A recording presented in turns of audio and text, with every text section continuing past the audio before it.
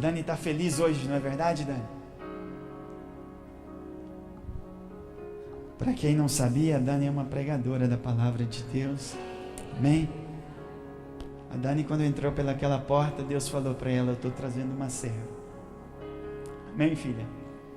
Deus vai te usar nesta noite, amém? Eu vou orar por você, mas você pode sentir-se na liberdade em orar depois, amém? Obrigado, Deus. Eu dou pela vida da tua filha. Eu sei que não só ela, mas também o seu esposo tem sido bênção para esta igreja, Pai. E eu creio que muitas coisas o Senhor tem para esta família, Senhor.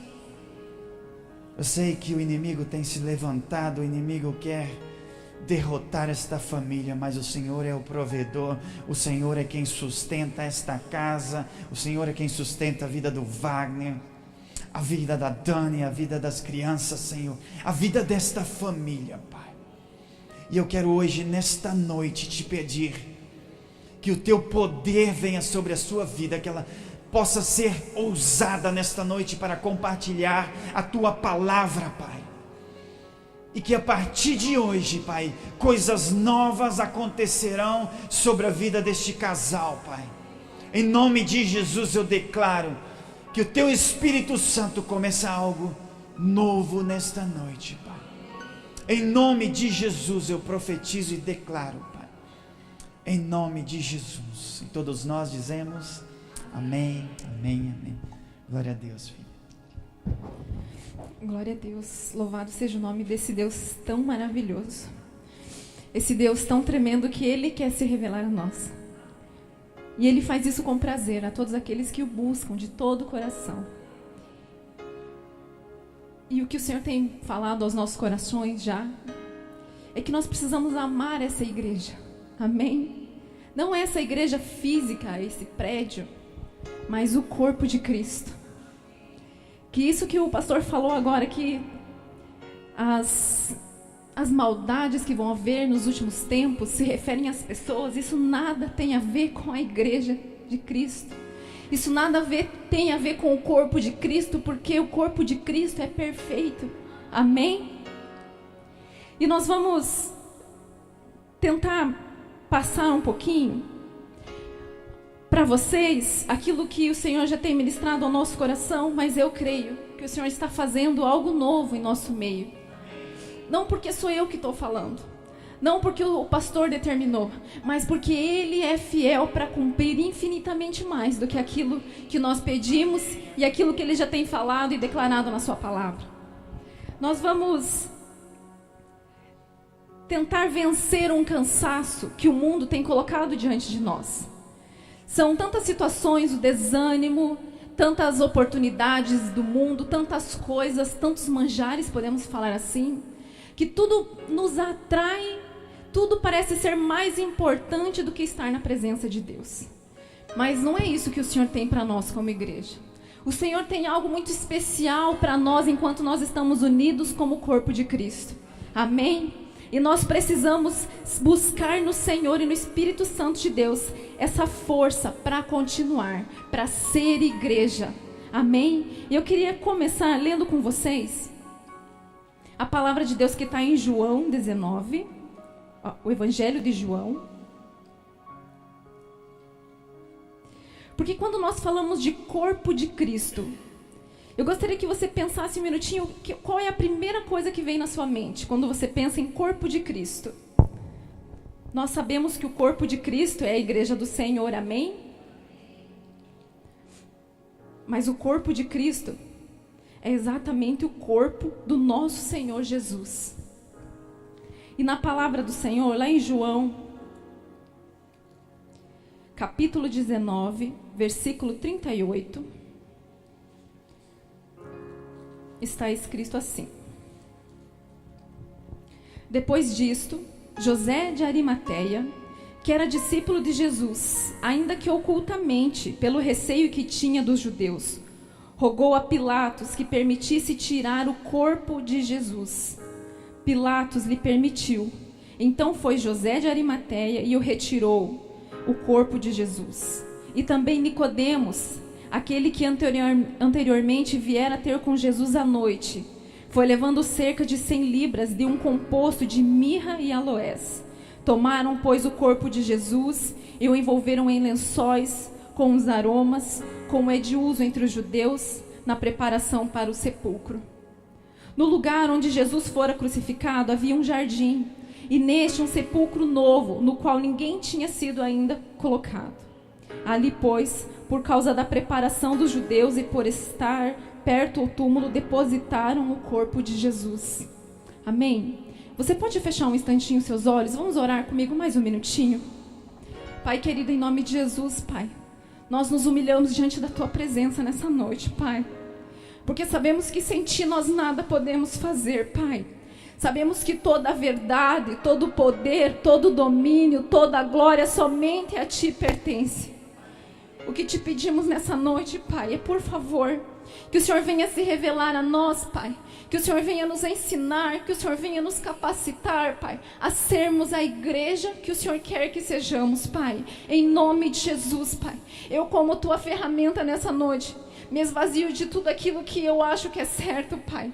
Das minhas verdades, das minhas convicções, Pai. Porque eu sei que só o Senhor é o dono da verdade, Pai. Por isso eu te peço, toma o Teu lugar agora no meio do Teu povo, Senhor. Que os Seus anjos venham passear no meio da Tua igreja, Pai.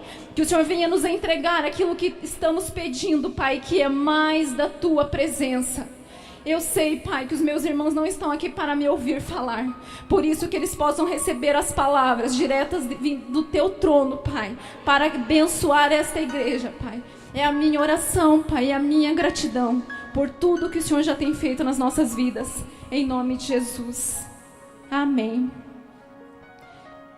Para que a gente possa visualizar o corpo de Cristo, nós vamos precisar voltar um pouquinho na história de Jesus, há mais ou menos um pouquinho mais de 2000 anos atrás. Nós vamos precisar projetar a nossa mente no último dia de vida do Senhor Jesus nessa terra. E nós vamos utilizar para isso as fontes mais seguras que nós temos, que são os evangelhos. Amém? Os evangelhos relatam pontos de vista diferentes. São Mateus, Marcos, Lucas e João, que vão falar de pontos de vista da onde eles viram tudo aquilo que aconteceu. Aquele dia que ficou marcado para a história, para toda a humanidade. Aquele dia que, ainda que tentassem apagar, ninguém conseguiu apagar. Aquele dia que ficou gravado, cravado no coração de cada ser humano. Amém? E é a base, esse dia também foi... Esses evangelhos descreveram tudo aquilo que é a base da nossa fé cristã. Porque a nossa fé está na vida, na morte e na ressurreição de Jesus. Amém? É por isso que nós estamos aqui. Nós cremos que Ele veio a esse mundo no ventre de uma virgem. E Ele nasceu, e Ele viveu, e Ele morreu naquela cruz para que nós tivéssemos salvação nele. Amém? Esse é o motivo da nossa fé. Então Marcos vai relatar, ainda, porque Marcos ele era ainda um adolescente quando ele viu tudo isso acontecer. Ele tinha apenas 12 anos. Mas ele teve o privilégio, como ele vinha de uma família muito rica, as primeiras reuniões da igreja, onde a igreja física se estabeleceu primeiramente, foi na casa de seus pais. Então Marcos, ele foi um privilegiado. Ele ouviu de primeira mão relatos importantes e que aquilo foram ficando gravado na mente dele. Então, passado 40 anos do dia da crucificação, ele resolve descrever aquilo, para que isso não se perdesse. Eu imagino que ele não tinha intenção de que isso se tornasse ser um livro sagrado, mas é isso que o Senhor fez. Ele usou a vida dele para que a palavra chegasse até nós. Amém? Aí temos também os relatos de Mateus, que era um judeu. O primeiro nome dele era Levi, e ele era um cobrador de impostos. Ele era corrupto, ele era odiado por todo mundo antes de conhecer a Jesus. Porque quando ele conheceu a Jesus, ele se rendeu ao seu chamado. Ele largou tudo aquilo que ele tinha. Ele decidiu mudar de vida e seguiu Jesus. E ainda que ele tenha acompanhado a trajetória de Jesus, ainda que ele estivesse sentado junto com o Mestre Jesus, nós sabemos que muitos detalhes foram perdidos, porque a história é muito rica e em cada detalhe há um significado. Então nós sabemos que ainda ficaram faltando detalhes. Mas aí vem Lucas, que era um médico e que ele fez um trabalho muito legal. Ele fez uma espécie de uma reportagem, ele fez entrevistas e juntou tudo isso num livro que se transformou no Evangelho de Lucas. E ele juntou detalhes minuciosos a respeito da vida de Jesus. E aí João, que era um dos 12 também, igual a Mateus, o discípulo amado, ele estava preso na ilha de Patmos já aos 90 anos. Ele assistiu tudo.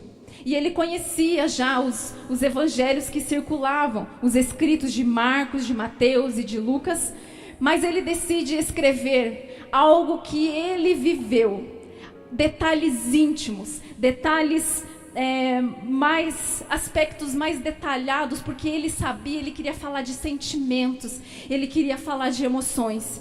É claro que nós precisamos lembrar que esse homem já tinha 90 anos. E tudo isso que ele estava escrevendo já tinha acontecido há 60 anos atrás. Então nós, humanamente, podemos entender que ainda detalhes foram perdidos. Mas todos esses detalhes juntos já são suficientes para nos fazer entender o quanto essa história é dolorosa, é traumatizante e nos causa pesar. Quando olhamos para aquele dia, o último dia de Jesus na terra, nós não conseguimos não sentir pesar. Nós não podemos. Aquele último dia de Jesus, precisamos lembrar também que a última refeição que ele fez foi na quinta-feira, que antecede o dia do seu sacrifício, quando ele instituiu a Santa Ceia do Senhor. Amém? Ali ele partiu o pão, ele tomou o cálice e ele instituiu a Santa Ceia do Senhor para que nós, como corpo de Cristo, lembrasse dele na sua morte, para que nos trouxesse vida. Amém? Mas aí vamos continuar um pouquinho nessa sexta-feira tão traumática, que nos traz o direito e a salvação eterna. Amém? O que é chocante, e todas as vezes que lemos ou que vemos um filme, nós não podemos acreditar como que essas pessoas tão ruins fizeram isso com Jesus. Um homem que era pacífico, um homem que tinha palavras de paz, um homem que tinha, aonde ele estava, ele pacificava o ambiente. Ele nunca bateu de frente com ninguém. Mesmo assim, esse homem bom, justo, que não tinha pecado, foi torturado de um jeito que nós não podemos imaginar torturar ninguém, nem mesmo um criminoso. Olha só, eles não deram um minuto de descanso para Jesus. A partir da sua prisão, que foi quando ele subiu para orar, porque no seu íntimo, a alma dele já estava profundamente angustiada, diz a palavra de Deus. Os minutos que antecedem a sua prisão, ele já estava entendendo aquilo que ele poderia fazer. E ele estava orando. Ele estava orando porque, apesar de ele ser o Filho de Deus, ele estava aqui como carne. Jesus era como eu e você. Ele não tinha poder sobrenatural, ele era humano como nós. O que ele tinha de diferente de nós é que ele não cometeu pecado algum, e era isso que o tornava especial, era isso que o tornava diferente na presença de Deus, era isso que fazia como que ele orasse com os doentes e eles fossem curados, e eles orassem com os endemoniados e eles fossem libertos instantaneamente. Era porque a vida dele era uma vida de comunhão com o seu Deus no tempo todo. Ele ora pedindo para que, para ser fortalecido, e ele fala que o espírito está pronto, mas a carne é fraca. A carne de Jesus não era diferente da nossa. Ele teve medo, quase que nem eu na hora de vir pregar. O espírito está pronto, mas a carne é fraca. A gente treme, a gente sente frio, a gente sente fome. E Jesus também sentiu isso. E ele pede para que os seus discípulos, que eram seus companheiros, os seus ajudadores, intercedessem com ele. Mas a carne deles também era fraca.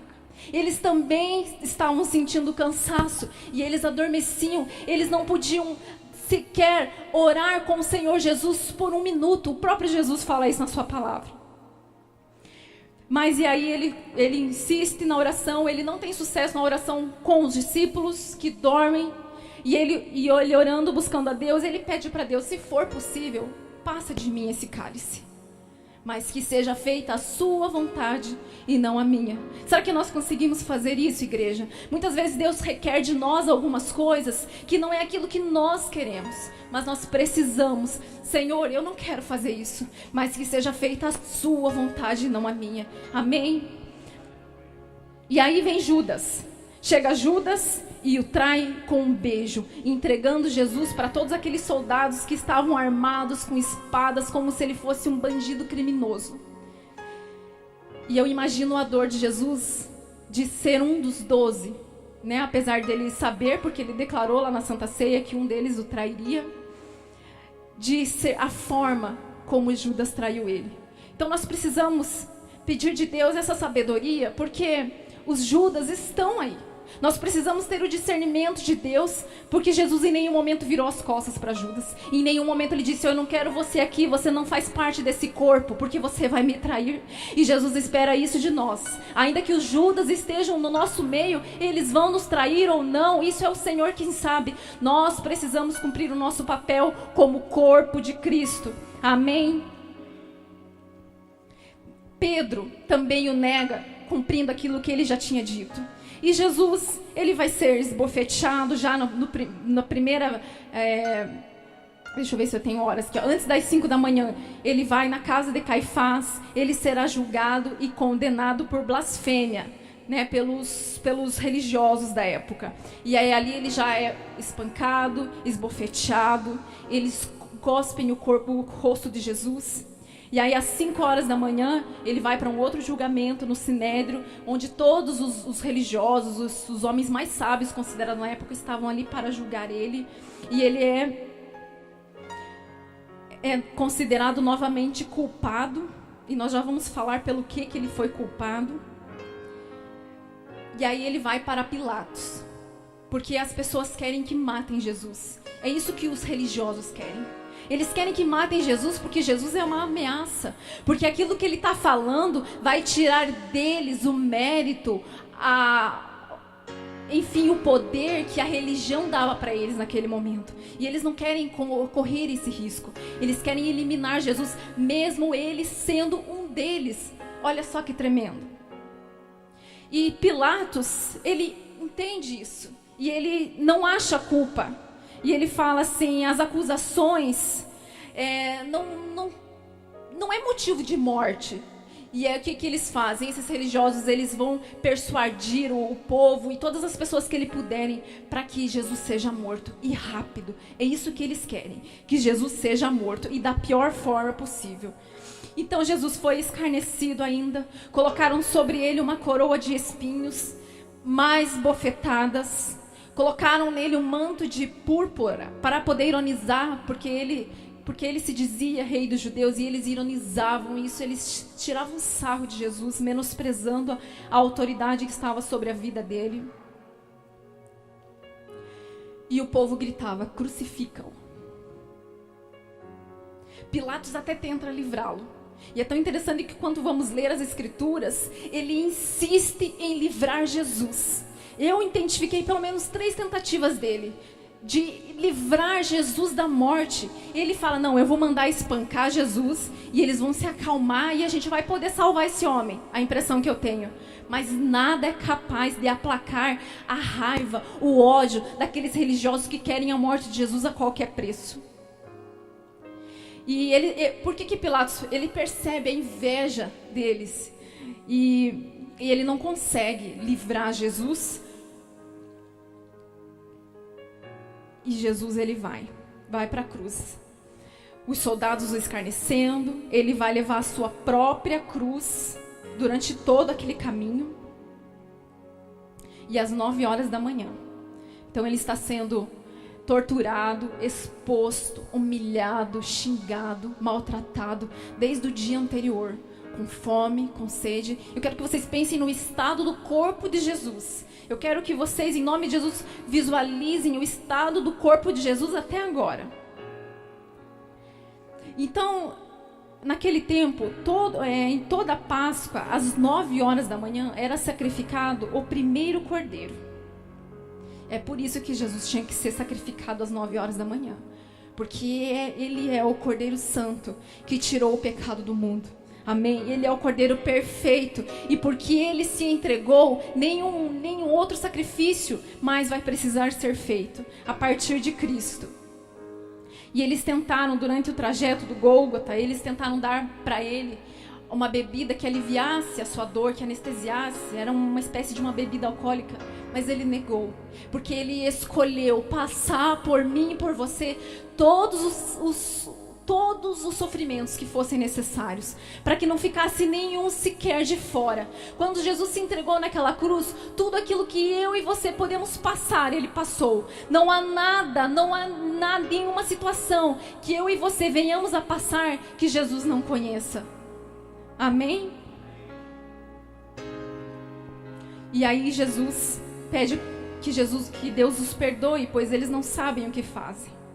Eles colocam no topo da cruz Jesus, o Nazareno, rei dos judeus. E o corpo de Jesus já está deformado, com pregos presos nos seus pés e nas suas mãos. Ah, Jesus, o sangue dele jorra.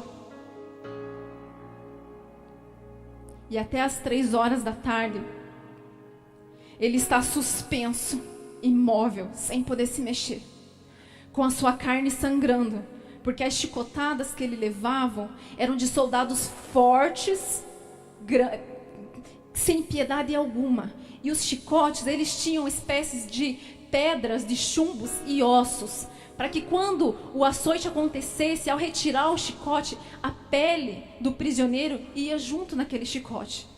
Jesus estava nessa condição lá em cima, completamente deformado. Eu imagino o rosto dele inchado, a sua boca sangrando dos tombos que ele levou, até enquanto ele carregava a sua cruz sem força alguma. E ele parado, das 9 da manhã até as 3 da tarde, sem poder se mexer. E nós às vezes achamos muito tempo estarmos 2 horas na casa do Senhor. Nós não queremos fazer isso. Nós queremos usar esse tempo para outra coisa, porque tem tantas coisas para fazer, são tantas coisas que precisamos adiantar para o dia seguinte. Jesus, ele ficou parado das 9 da manhã até as 3 da tarde, sem poder se mexer. Não sei se estava frio, porque o frio doeria as suas feridas. Se tivesse sol, também afetaria. Não tinha o que tivesse, não existia nada de conforto ali. E aí ele pede água, os soldados lhe dão vinagre. E aí ele entrega, e ele fala: Senhor, a ti entrego o meu espírito. Amém?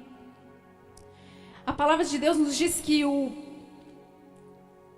salário do pecado é a morte. Jesus não podia morrer. Ele não tinha pecado. Jesus, ele não cometeu pecado algum.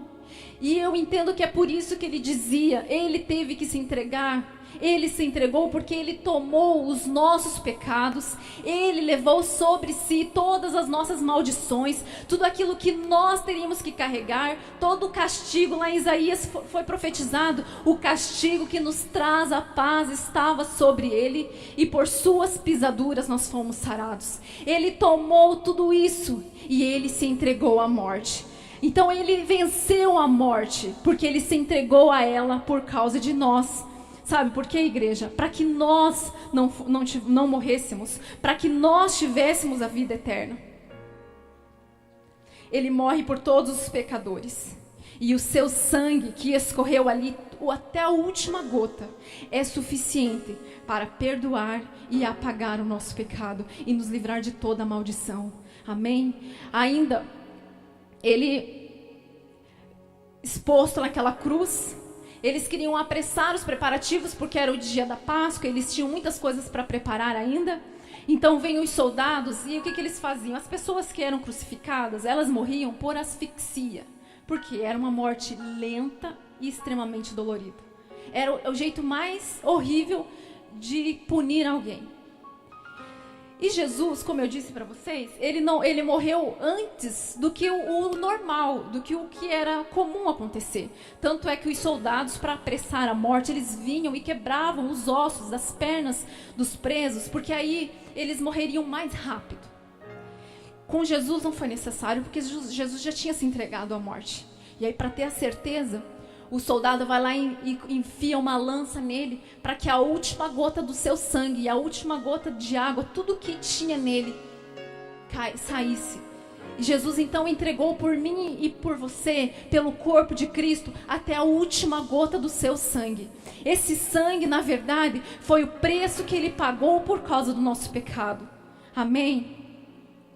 Ninguém no mundo fez nada parecido. Em todas as outras religiões que existem nesse mundo, vocês podem pesquisar, porque eu tive a curiosidade de pesquisar, não existe nada parecido, nada que se compare. Nunca ninguém fez nada que lhe custasse muito por amor de alguém. Somente Jesus.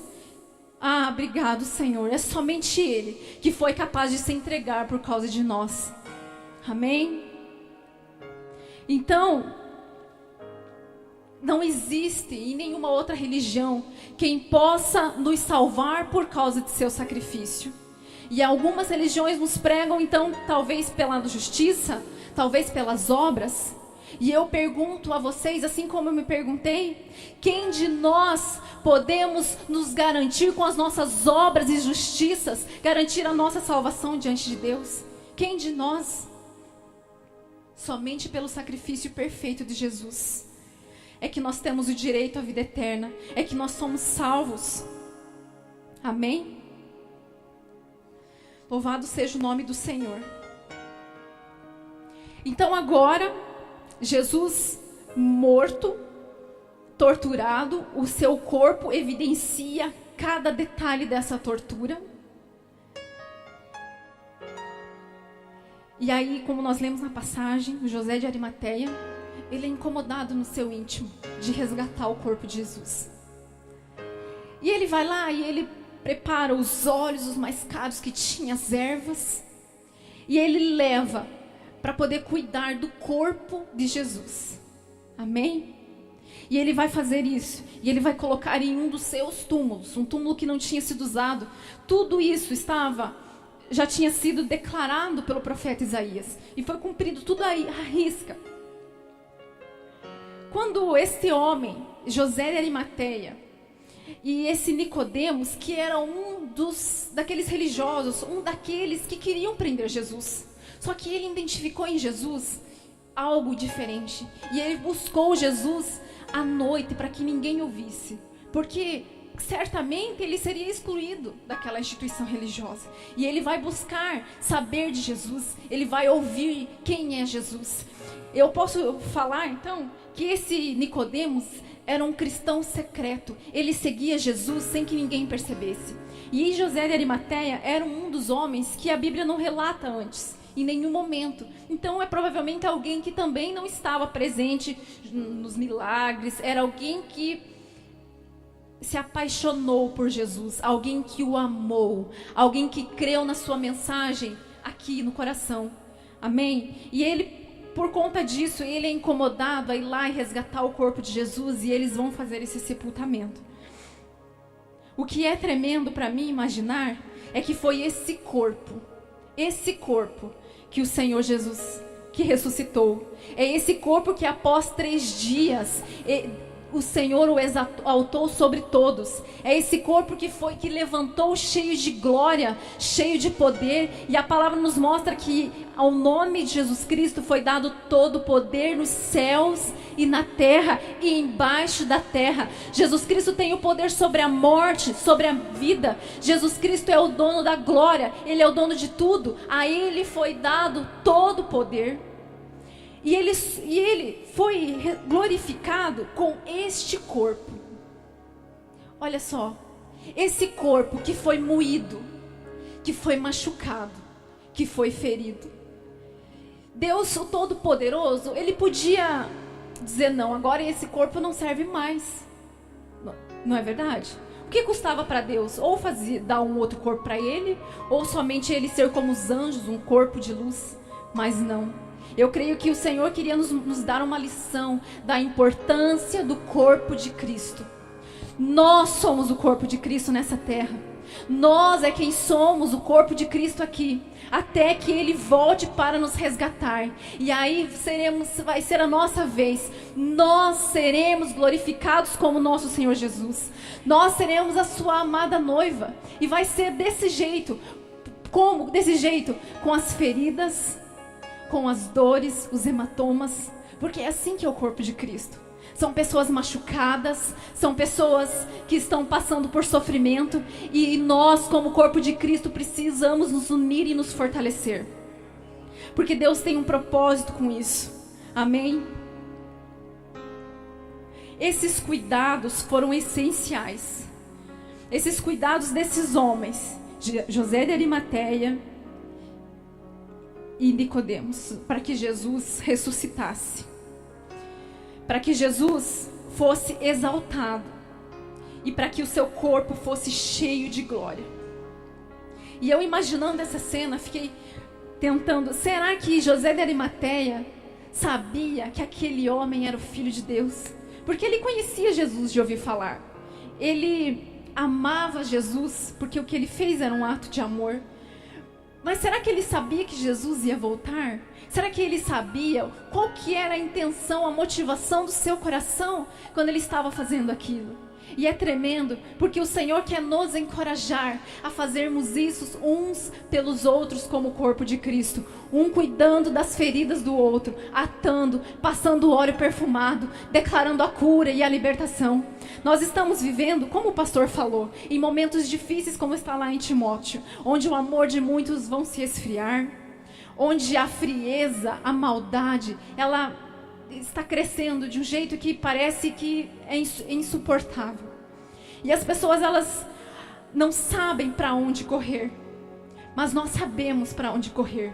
Para os braços de Jesus. E Jesus conta conosco, comigo e com cada um de vocês, como corpo de Cristo, para atender essas pessoas que estão desesperadas. Elas estão desesperadas buscando por libertação, por cura. Elas estão sofrendo por depressão, desejo de morte. E o Senhor Jesus quer nos usar como corpo de Cristo para atar as feridas, para que eles também façam parte desse corpo. E assim como Jesus foi glorificado, a sua igreja também possa ser. Amém? Esses homens, né, que foram 2 homens, eles têm uma lição para nós. Eles eram homens discretos em sua fé pública, mas eles eram gigantes no seu amor incondicional a Deus. E eu creio que é isso que o Senhor quer de nós. De nada vale ficar falando, gritando, dizendo eu sou crente, eu sou isso, se nós não fizermos aquilo que o Senhor espera que nós façamos. Nesse próprio exemplo, todos os 12 discípulos de Jesus, eles não estavam ali. Eles não se preocuparam com o corpo de Jesus. Olha só que tremendo. Eles não estavam ali. Eles, ao contrário, negaram Jesus, o recusaram, o abandonaram.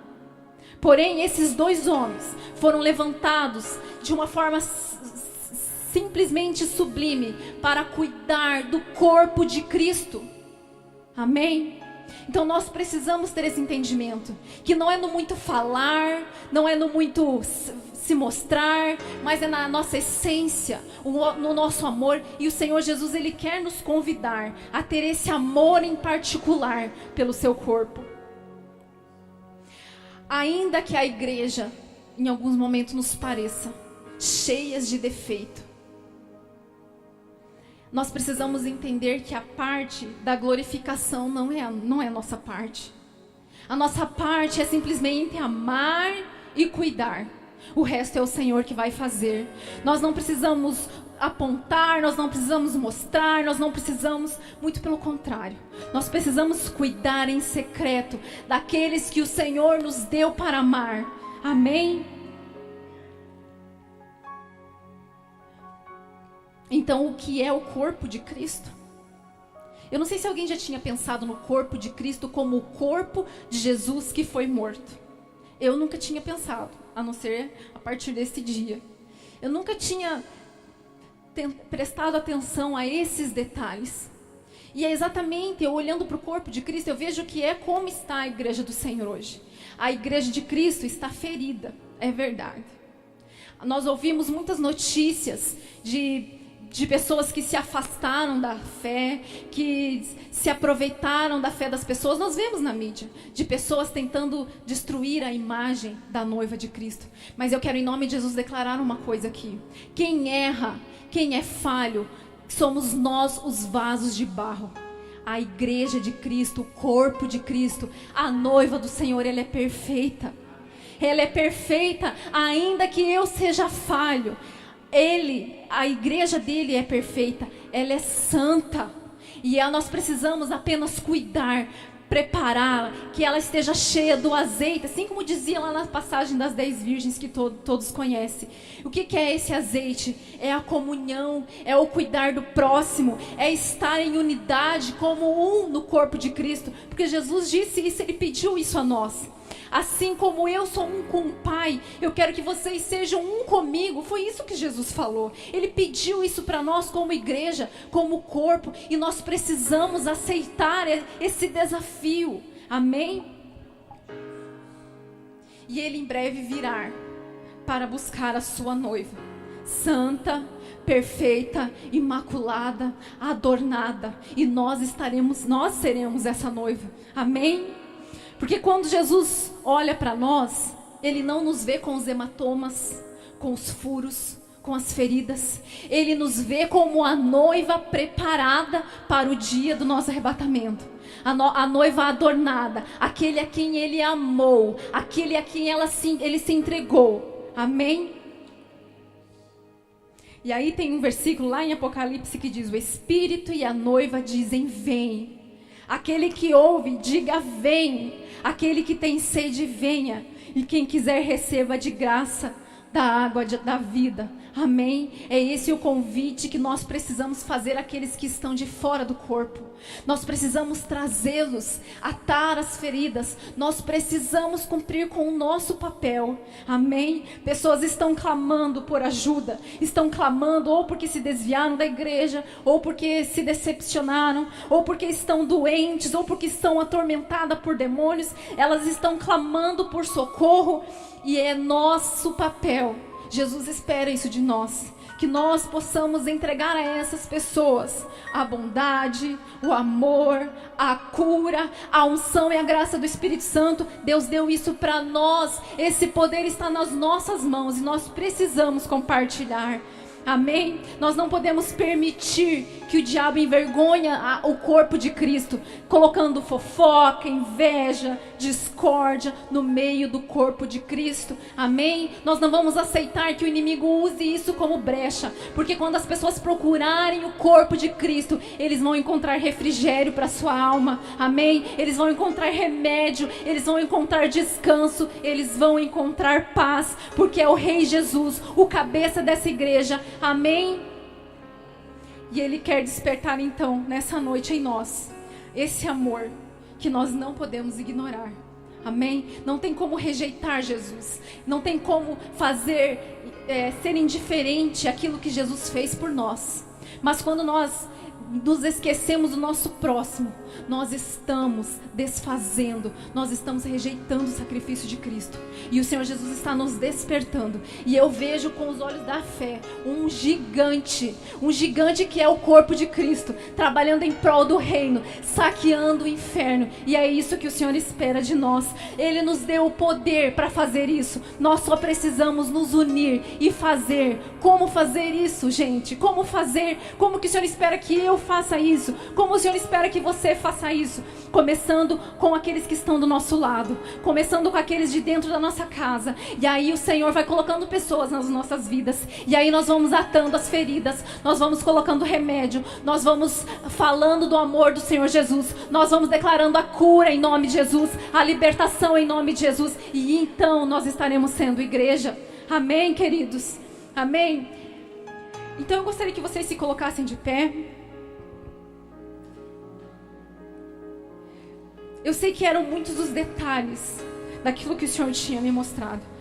Mas eu creio que o Espírito Santo, ele continua trabalhando no nosso coração. Porque a obra do Senhor, ela só vai acabar nas nossas vidas o dia que Ele vier nos buscar.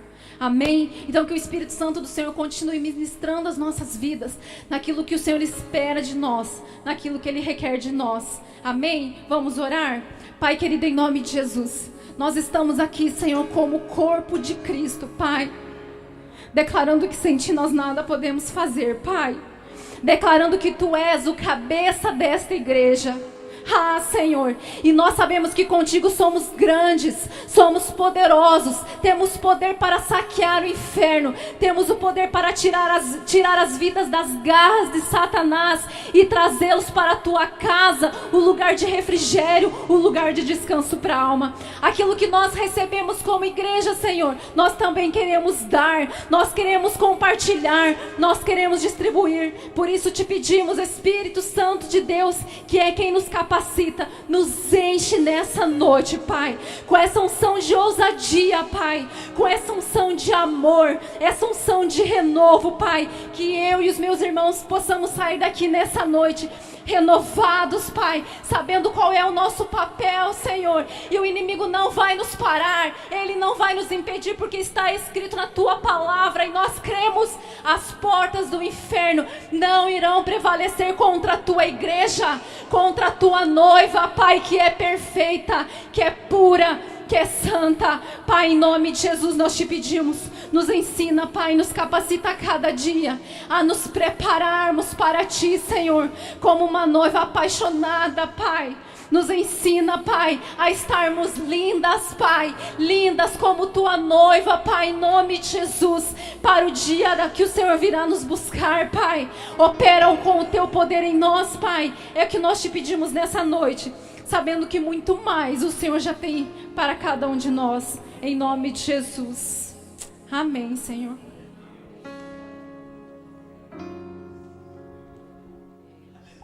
Aleluia.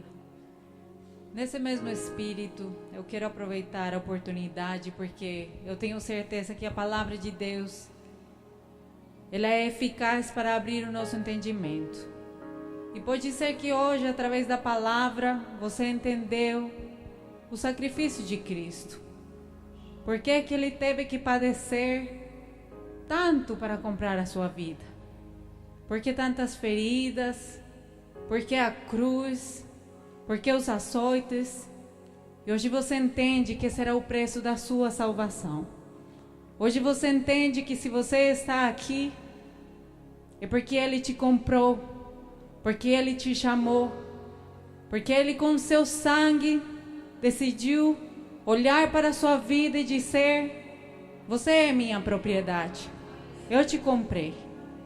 Então a palavra disse que se confessares com tua boca que Jesus Cristo é o teu Senhor, acreditar em seu coração que Ele ressuscitou dos mortos, você será salvo. Porque com seu coração você acredita para a justiça de Deus, mas com a sua boca você confessa a salvação.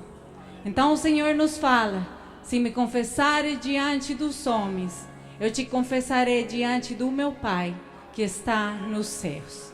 Hoje é uma oportunidade de salvação e eu quero fazer esse convite hoje.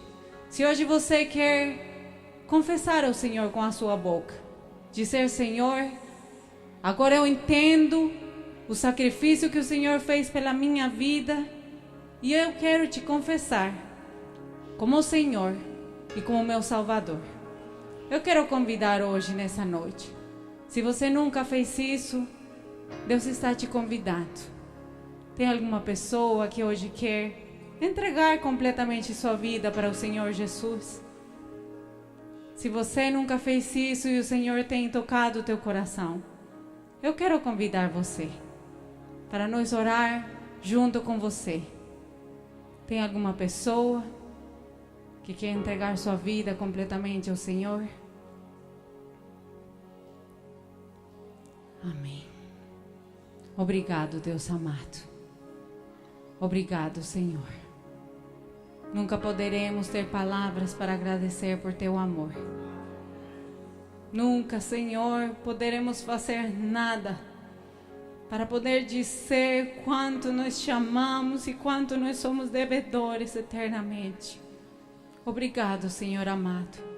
Fortaleça a tua igreja e que nós em unidade venhamos entender, Pai, que mesmo em meio dos nossos defeitos, Senhor, somos o teu corpo.